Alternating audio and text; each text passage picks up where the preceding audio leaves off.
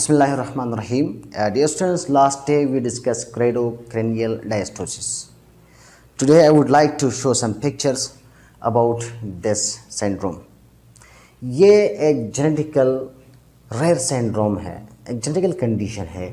जब बच्चा पैदा होता है इनिशियल में, यानी कि जब मेसोडर्मल मॉडल का बोन में कन्वर्ट होना, इसको कहते हैं मेम्ब्रेनस ओसिफिकेशन।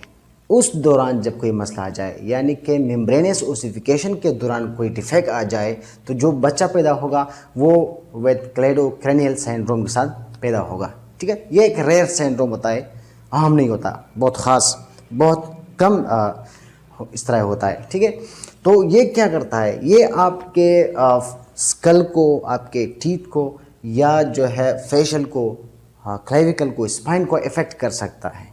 ठीक है, इसके बेसिक 3 फीचर्स हैं। फर्स्ट ये कि decrease degree of the aplasia of the clavicle, यानी कि ये जो क्लेविकल है इसकी ये डिग्री क्या है, इसकी ग्रोथ नॉर्मल नहीं होगी, ये शॉर्ट रह जाएंगे। ठीक है, इसका पेशेंट यूँ नज़र आता है लाइक दिस। देखें ये एग्जांपल, इसके शोल्डर यहाँ पे आए हैं, क्यों? Due to cleidocranial dysostosis like this. ठीक है, तो ये एक रेयर कंडीशन है, जेनेटिक कंडीशन, जिसे क्या कहते हैं, क्लेडोक्रेनियल डायस्टोसिस। एक फीचर ये होता है। दूसरा फीचर ये होता है कि जो बच्चा पैदा होगा, जो डायमीटर है क्रेनियम का, स्कल का, ये इंक्रीज होगा, बढ़ेगा। ठीक है, तो इसमें फिर क्या होता है, तो बच्चे का जो क्रेनियल है, ये जो स्कल है, इसका डायमीटर बढ़ेगा। तीसरे नंबर पे जो फीचर है वो है फंटनेल रिटार्डेशन ऑफ क्रेनियम। ये बच्चे के सर के बीच में जो जगह है, ये सॉफ्ट स्पॉट होता है, आप इसको उंगली से टच करके फील कर सकते हैं। ये मोस्टली 18 मंथ्स के एज में क्या होता है, ये कवर हो जाता है। लेकिन जो बच्चा क्लेडोक्रेनियल डायस्टोसिस के साथ पैदा होगा, तो इसका ये फंटनेल इसी तरह ही रह जाएगा, इसकी ग्रोथ नॉर्मल नहीं होगी। ठीक है, तो ये 3 बेसिक फीचर्स हैं।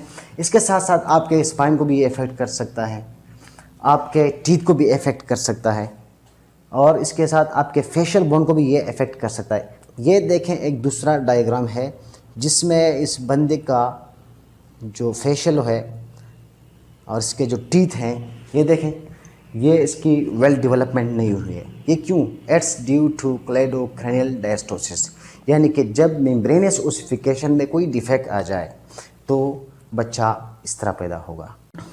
सेकंड नंबर पे हमने बात की थी कि जब मेसोडर्मल मॉडल कन्वर्ट होता है कार्टिलेज में, इस प्रोसेस को कहते हैं एंडोकॉन्ड्रल ओसिफिकेशन।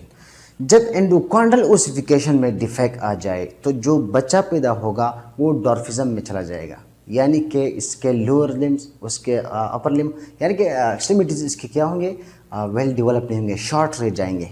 ठीक है, और इसको कहते हैं अकॉन्ड्रोप्लेजिया। ये होता है कि ये भी जेनेटिक कंडीशन है। इसमें एक ख़ास किस्म की प्रोटीन होती है बॉडी में, वो इफेक्ट होती है, जिसे कहते हैं फाइब्रोब्लास्ट। ठीक है, जो कि ग्रोथ फैक्टर रिसेप्टर्स हैं। जब वो इफेक्ट हो जाए तो फिर बॉडी में नॉर्मल ग्रोथ नहीं होगी। ठीक है, नॉर्मल फंक्शन, नॉर्मल ग्रोथ नहीं होगी। इसके बाद जो बच्चा पैदा होगा वो डॉर्फिज्म में चला जाएगा, यानी कि इसके लिम्स शॉर्ट रह जाएंगे, बाकी ट्रंक जो है वो नॉर्मल होगा। ये एक दूसरी पिक्चर है जिसमें एक बंदा अकॉन्ड्रोप्लेजिया का शिकार है, यानी कि ये बच्चा नॉर्मल है, ये बच्ची नॉर्मल है, ये नॉर्मल है, इसका जो डैडी है ये डॉर्फिज्म में चला गया है, यानी कि शॉर्ट रह गया है। ठीक है, ये क्यों होता है?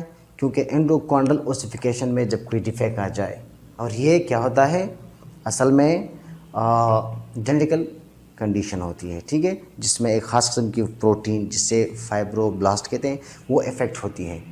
I hope you got it. We will meet in next class. अल्लाह हाफिज़।